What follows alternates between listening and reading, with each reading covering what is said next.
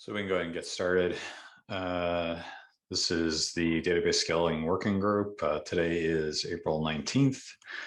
I have item agenda 1A, which is basically the DB12 upgrade from this weekend was delayed. So we're shifting responsibilities around, and I have an MR there basically to take over facilitator responsibilities, at least for the next month. Eric, I think I assigned you as a reviewer, though. If you want to merge it, feel free, or give me an approval, because I think that's what you were asking me on Friday for. Sure. Yeah, I'll get that merged for you. Thanks. Thanks. Cool. You got the next one? Yeah. From the daily stand-up that we do immediately before this meeting, I've got a question I'm asking about, like, how much time do we think we just bought ourselves?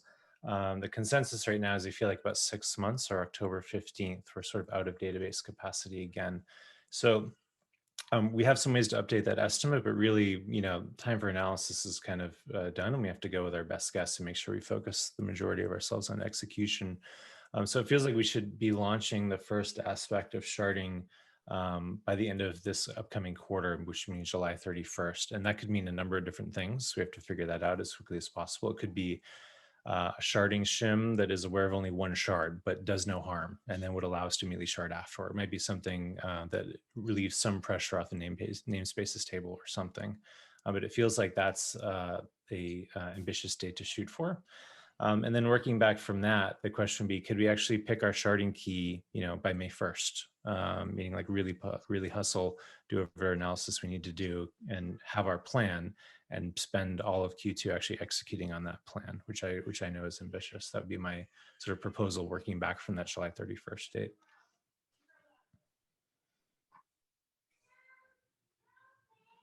So Camille, it looks like you've got some thoughts.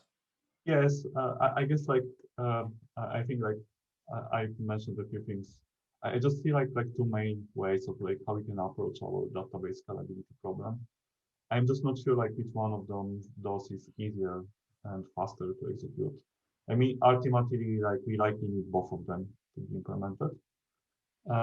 As for the timeline and sharding key, I think my perception is like I don't want to rule out any of the approaches. So I think like committing maybe still preliminary, but I think like my goal to solve is to iterate as quickly as possible, like in the next weeks. It could be like you can define these to be 4 weeks or whatever other number to show how GitLab would behave in these different approaches to actually validate the most sensible approach. And once we have that, I guess it's gonna be much easier to also figure out iterations, because like you like you propose like this date of the end of the Q2. Like if we pick one of these approaches, like at least for the application sharding, I probably have like some good iterations that would allow us to relieve the pressure. But I think like one of the challenges right now is like there is like a lot of complexities related to how we shard our application. And to be honest, I don't know like if the next is gonna be the easiest to do. I don't know like how it's gonna look others to do. So I guess like my perception is still that like that it appears like the most sensible, but I want to validate them quickly. And we're gonna have like people starting basically, they are starting this week. So on the Wednesday meeting, we're just gonna distribute the work to start validating these different approaches. How we can use database level partitioning, how we can use application level partitioning, because each of them has a lot of associated complexities. And then maybe we will be able to very quickly show how actually GitLab runs on these approaches. So we could actually live test that and so on until like understanding which of them gonna be easiest to implement and gonna give us the best iteration. So I think like that locking us to picking the sharding key so quickly may lock us on like on the better approaches. And I didn't want us to lock on that. I think like I want us to understand like how these different approaches like connect with each other and pick the one that give us like the most scalability room. Because like even if we pick the top level group right now, if you look at my iterations, like we're not gonna migrate data from the existing database right away. It's gonna be like a thin, lengthy process. We're still gonna have the problem with the current database. There is like a lot of complexity how we can online migrate this data, which can rely on writing some additional extensions to perform logical replication or similar stuff. So even like if we pick the top level sharding today, it may not be the single answer to say that we're gonna have a headroom in 6 months. It may mean that in the 6 months we're gonna be able to start writing new queries and significantly reduce the load of the new data coming to the current database, but it will not magically move the data from the current database yet. I think like my perception is like I want to evaluate these solutions. I want to evaluate them from the perspective of like how quickly we can iterate, how easy we can and reliably do it on GitLab.com scale to not introduce more problems, but also like how well it answers like your estimates. Because like 6 months, I guess like if we continue growing data in the current form, we're gonna hit limits. But if we start sharding by the top level group and we cannot efficiently move data between shards by that time, we're still gonna hit that limits and it's not gonna solve that problem. That's why I kind of mentioned these two alternative proposals, like these two proposals. One is like we have database partitioning. We know that some tables are big. Maybe maybe we can approach this table to make them have the characteristic how they behave slightly differently. And maybe execute that also kind of concurrently to give this headroom of the current database and have this like another aspect that we are working, which is more like the application level sharding. That's gonna give us like a lot of headroom and much more even performance of all the current GitLab, or sorry, all the new coming people to the GitLab in the 6 months from now.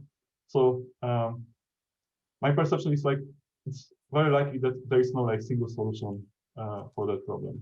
I think we need to wait in which of these solutions is like it's give us like the most headroom in that given time frame that you mentioned.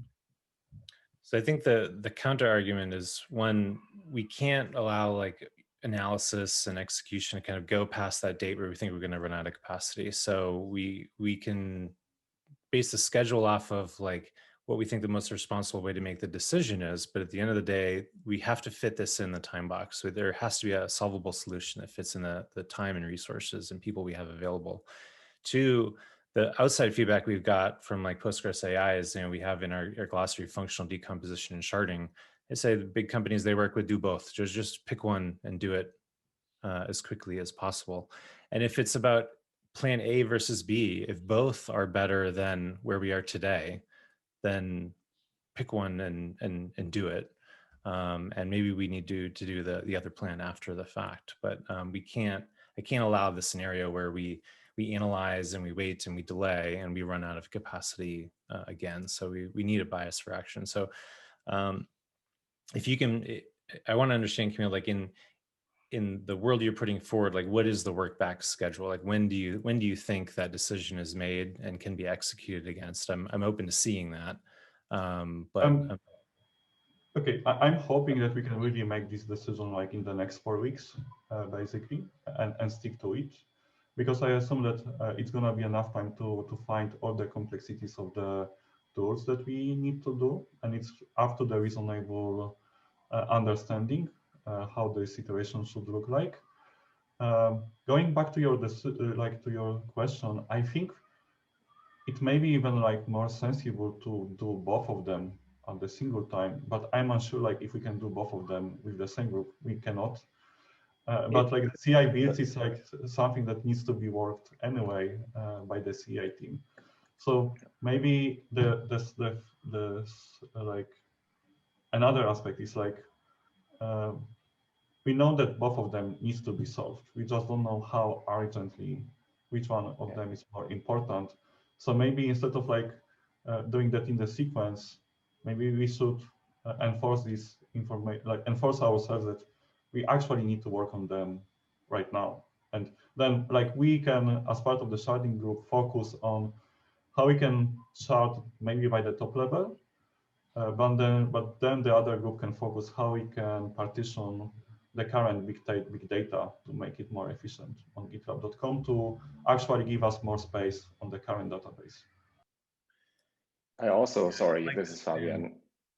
I was going to say, Camille, I like that plan where we're doing some analysis, but in parallel, we're starting executing one or maybe two other tracks. That feels much more comfortable. And then we can, if we happen to choose the wrong track based on our instincts now, the analysts can tell us a month from now, but we're not waiting, we're not pausing on taking action. That feels a lot more comfortable to me. And just to be explicit, Camille, when you said talking about CI, if there's a particular area or group that we need to basically say, hey, part of your requirements now is to go implement this, we can not have the sharding team working on that. We could have that team working in parallel to that. So that's like that is totally open for us to do.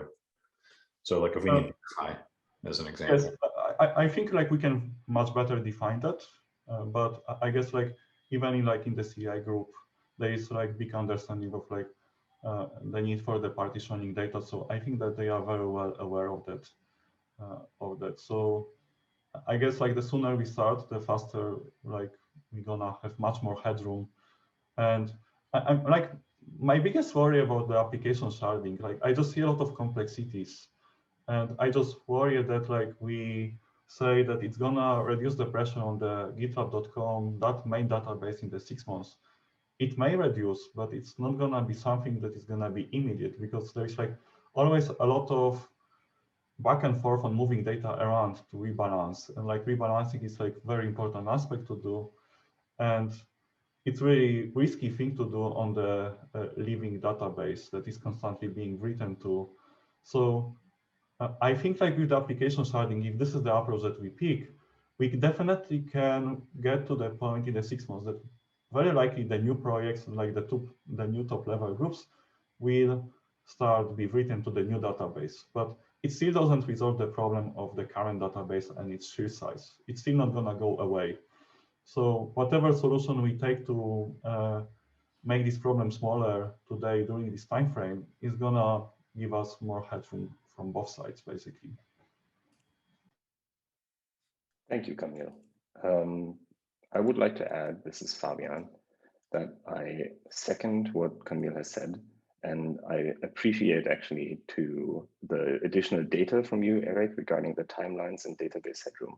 I think everybody here would agree that this situation is urgent and important, and we want to find a solution as fast as possible. But I also believe that when we make sensitive decisions like a sharding key that are potentially going to impact our users in ways that we still need to figure out, and the impact is potentially detrimental, we need to allow the team the time to understand the complexities involved in the proposed solutions and then make a data-driven decision. And I don't believe that the 12-day time frame is enough to do that. But I do think that we need to reach these decisions as quickly as we can and as iteratively as we can, because I completely agree we can probably analyze this for another 6 months and not actually get anywhere. I don't believe that is the intention. Camille has already produced a couple of proposals that will allow us to move into that direction. I think the team that can actually execute on them is being formed this week. And I think we will work as fast as possible to make sure that that happens. I think the other thing to highlight here, I think Christopher said this as well, there may be other dimensions that can happen in parallel, right? Sharding is one of the scaling patterns, right? There may be others that also buy us some headroom, because I do believe that we want to avoid a situation at all costs where we run out of headroom at the database. But I think it is important that we are not making decisions early on that potentially cost us a lot of time, given that we don't have much data and we still need a little bit of time to investigate. I think what we found during previous kind of big architectural changes, and I think GitLab Geo comes to mind, is that we should have done more prototyping earlier. So there was a lot of talk, but not a lot of prototyping, and it really bit us because the team initially, after a lot of analyzing, landed on a pretty impractical approach. So thanks for highlighting that. would like to say that I absolutely agree that prototyping is the way to go here. And I think this is actually the proposal. It's not to sort of overanalyze, but to start these prototypes. And I think Geo is going into exactly that direction. I'm not asking for prototypes. I'm asking for one prototype, the top level namespace prototype. I think there's a risk if we do not push on that prototype fast, that we'll end up with 3 different sharding solutions that are greatly overcomplicating the application. So there's some risk here that we, in the optimization steps, we make mistakes and go down paths that don't make sense. And I think we'll talk about Elasticsearch sharding key in a moment, but I think that's an example. So I'd love to see progress on both fronts, and then let's not. I agree. Look, this is a big decision, so we don't want it wrong, and I understand that more time is needed before we come to an answer. But let's make sure we have something ready to go, and I think the prototype will inform the analysis and vice versa. Yeah, and Camille, correct me if I'm wrong, but I think that is also the approach that we're going to go for, right? We have approaches that we want to evaluate and understand, and those will then influence the decision that we're going to make. Yes, I guess like we're gonna be prototyping for various reasons. One is like ensuring that everyone within a team has the same understanding of how database can be partitioned. Second, GitLab is very, very complex on its data model, and not all of the approaches will fit. We're gonna need to discover exactly which parts of the application will be broken. And the third, we need to actually have something that is easy for people to use later, knowing that the sharding is being used, which is like also part of like our ability to iterate. So that's why like we need to model these to understand how complex they are, what the problems they have, and ensure that we very well understood exactly how they fit into the current GitLab. I mean, like, I'm just kind of worried. There's like sharding on the application level. I know that different companies do it differently. I have my personal bias on the solution, but I also want to ensure that like others can provide like some insightful feedback on that. So like distributing this prototyping where we actually give us like different perception, how different people see it, this approach, and maybe someone gonna propose something more, much better. I think it's essential really like to time box that, like to not make us like to do it for months. I think like it's reasonable to think that we spent on this 4 weeks. At the end of this time, we stop whatever we do, we did it, we just pick and like stick with like the best solution out of that to continue actually like implementing that. So I guess my perception is like to time box that very heavily. So Sid made a concrete proposal, though. I'm not quite hearing like a yes or no in answer to his question. So I think his proposal is go with our instincts now, rather than the output of any to be determined analysis. Start prototyping the namespace thing, and then do the analysis. And maybe the analysis tells us it's something else, and then we change the prototype or we add a prototype thread or something like that. But why not start tomorrow on the namespace prototype? Exactly, this is what we're gonna be doing this week. We're gonna be starting on like one of these proposals that I wrote. I'm just gonna add some additional one to start prototyping this, and we're gonna be basically prototyping this, I hope, this week, starting working on that. Okay, so the answer to this question is yes. I think the short answer is that we're trying to build confidence, and whether we'll have a confidence in 12 days or whether we build towards a confidence in a month is what we're talking about here. But I think if you said today, what are we doing? We're committed to namespace until we can find something that breaks us, is another way to say it from that perspective. But that's how we iterate, right? And to prevent confusion, can we call it top level namespace? Sorry, top level namespace. Thank you for correcting me. Yeah, so I think sounds great. Can we move on to the Elasticsearch thing? Yes, please move on. So Sid had a question about follow or Elasticsearch. The team did a short write-up associated with it. I just kind of put in my read on it, around it. This decision was made largely 3 years ago, it looks like, or 2.5 years ago. I didn't have necessarily great reasoning in the merge request, but you know, the answer that I've heard is that it was the smallest unit. Smaller unit, so then it was basically the bin packing problem. If you have smaller units, then in theory you can pack better associated with that. And the other aspect that I saw was that Elasticsearch is not a code change as much as it's a configuration change. From that perspective, I know it's not that trivial. Okay. In the issue created a week ago, it gives 2 questions and both relate to GitLab region. I'm missing the kind of the approach, and so maybe that's missing for a good reason, and I only read the description, but I assume that if we now do per project, if you do a query across a group, you have to combine these results in GitLab, the application, and that will give you lower fidelity results than if they would have been combined in Elasticsearch.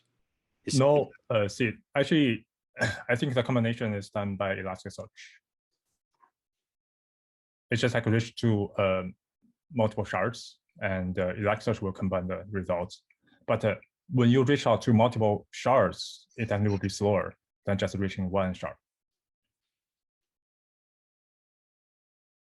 Okay, so Elasticsearch itself will fan out the queries and get them back.